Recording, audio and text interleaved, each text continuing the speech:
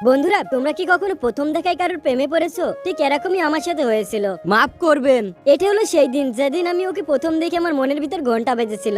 আমাকে ওকে বলতেই হবে, তুমি কি ছোট বাচ্চা নাকি? আমি তোমাকে আসল উপায় বলছি। প্রথম স্টেপ, তোমাকে তোমার নিজের রূপ দেখিয়ে ওকে পাগল করে দিতে হবে। ওর সামনে যে তোমার চুলগুলো নড়াও, ওকে দেখাও তোমার সৌন্দর্য। আরে এদিকে তো তাকাও, আমার ঘাড় ব্যথা হয়ে গেল, তো তাকাও না। ও মাগো, আমি তাড়াতাড়ি পালাই এখান থেকে, এরা কেমন করে তাকাচ্ছে। দ্বিতীয় স্টেপ, ওর কাছে গিয়ে নিজেকে হোশিয়ার আর ফ্রেন্ডলি দেখাও। এই শোনো, তোমার যদি কাজে কোনো হেল্প লাগে আমাকে বলতে পারো। তার কোনো প্রয়োজন নাই।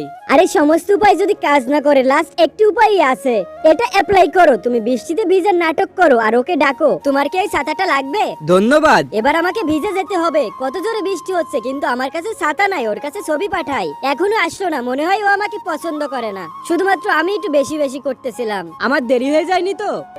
এটা তো আমারই ছাতা। আসলে তোমাকে আমি যেদিন প্রথম দেখছিলাম ওই দিনই তোমার প্রেমে পড়ে গেছিলাম। এজন্য তুমি কালো ড্রেস পছন্দ করো বলে আমি সবসময় কালো ড্রেস পরে থাকতাম। এরপর তোমার মেসেজ দেখার পরে আমি ওই ছেলেটার থেকে ছাতা নিয়ে চলে আসি। বন্ধুরা, আমি যেমন প্রিন্সকে প্রথম থেকেই প্রেমে পড়ছিলাম, ঠিক তেমনই প্রিন্সও আমাকে প্রথম থেকে প্রেমে পড়ছিল। আজকের গল্পটি ভালো লাগলে অবশ্যই একটা লাইক করে চ্যানেলটা সাবস্ক্রাইব করে দিও। আর তোমরা কি এইভাবে কখনো কারোর প্রেমে পড়েছো? অবশ্যই কমেন্টে জানাইবা।